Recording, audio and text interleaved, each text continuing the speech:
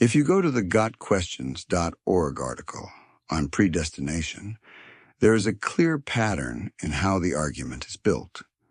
First, they start with the English word predestine.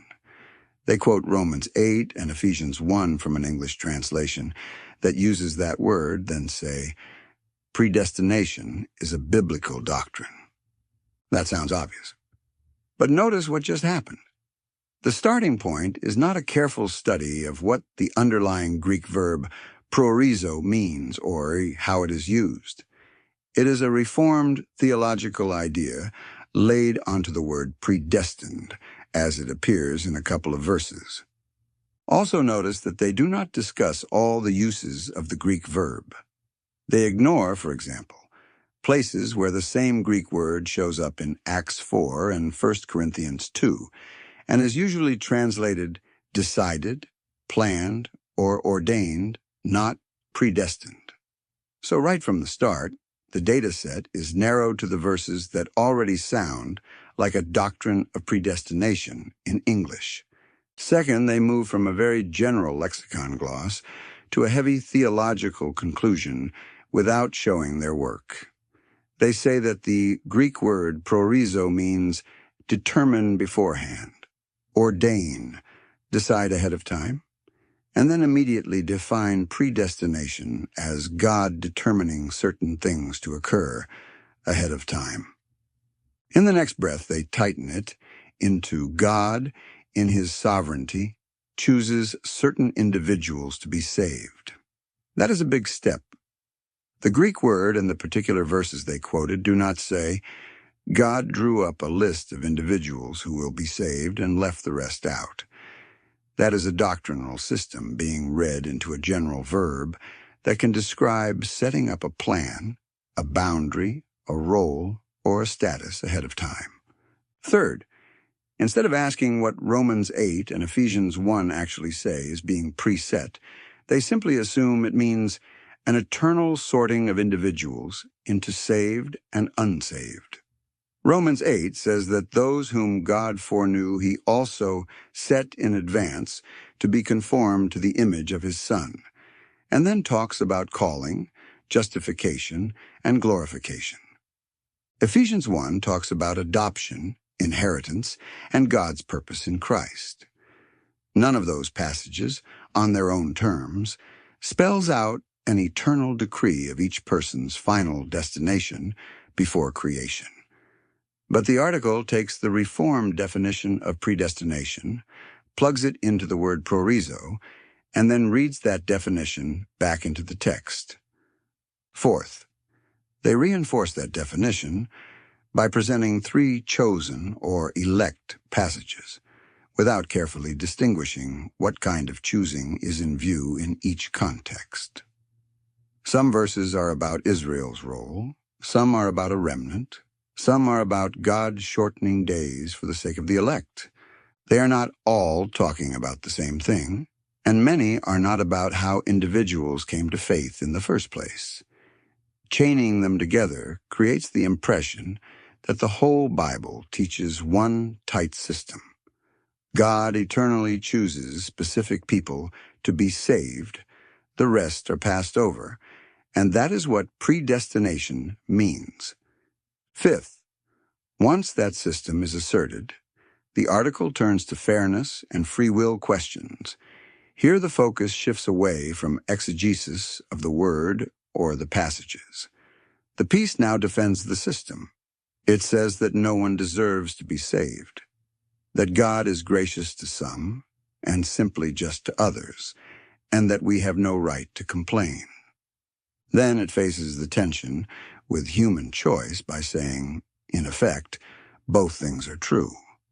God predestines who will be saved, and we must genuinely choose Christ. How the two fit together is placed in the category of mystery. At that point, the meaning of proorizo is no longer being examined. It is just being used as an anchor word to support a theological package that has already been decided. What is missing is any serious look at how the word proorizo functions in wider Greek usage, or even in all its New Testament contexts. In other Greek authors, it describes things like setting a standard, defining a scope, or specifying a procedure, not scripting every move of every person. Even in the New Testament, it can refer to God's plan in Christ, to the shape of believers' future conformity to Christ, or to the prearranged wisdom of God, without saying that individual humans were eternally locked in for heaven or hell. So the move looks like this. Start with English predestined passages. Give proorizo a broad gloss like determined beforehand. Silently equate that gloss with timelessly decree each individual's salvation or damnation. Then defend that system using list of chosen verses and appeal to mystery when the philosophical problems show up. It sounds straightforward, but the key step was never proven.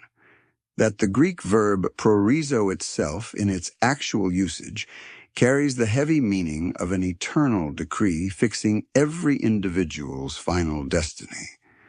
If we want to know what proorizo and predestined actually mean, we should look at non-biblical uses to see how ordinary Greek speakers heard it.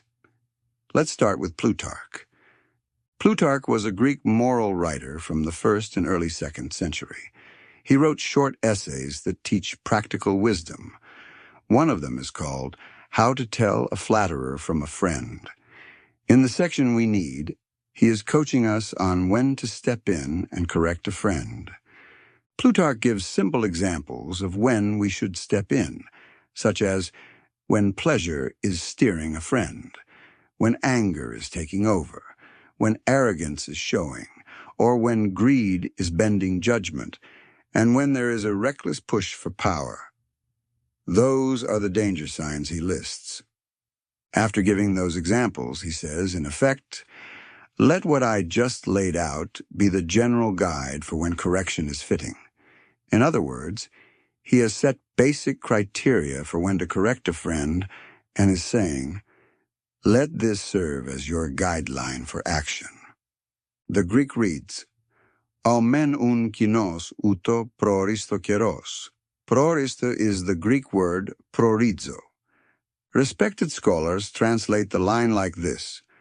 Loeb, Babbitt reads, let thus much, then, serve to define the proper occasion in general.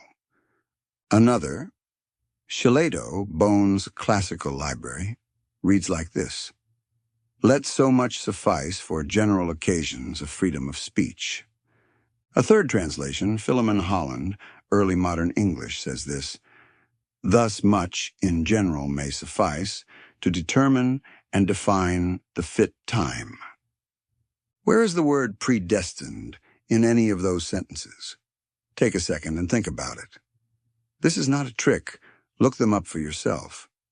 Where is God before time decided with certainty an event, or God picked some to be saved? It's not there. The Greek verb behind our discussion is proorizo. Here it means to set or define the standard in advance. It is about deciding the guideline for timing, not about fixing the outcome. You can hear that in all 3 English sentences you just listened to. The idea is simple. Set the rule in your mind for when correction is warranted. Then use the openings a friend's own words and actions provide. What does this show?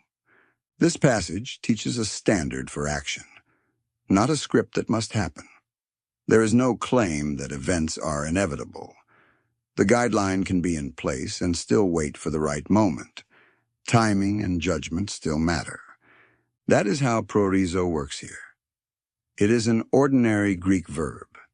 It functions like the English words specify or define, not like a code word for God determined a person's fate. Anyone can proorizo a standard, and anyone can choose to act, or not to act, according to that standard. The normal citizen listening to Paul's letter would not have heard fate or certainty in the use of proorizo. The webpage gotquestions by suggesting that the Greek word proorizo means God determines certain things to occur ahead of time, and then leaping to God, in his sovereignty, chooses certain individuals to be saved, has read its own theology into the word instead of researching its usage and letting the word speak for itself. Now, a short recap. We examined how the article builds a doctrine by starting with English predestined, narrowing the data to a few verses, and importing a system not proven by the Greek verb. We then stepped outside the theological debate to test the word in ordinary Greek. In Plutarch, the verb is procedural. It means to define a standard in advance for when correction is warranted, not to decree an outcome. 3 independent translations confirm this.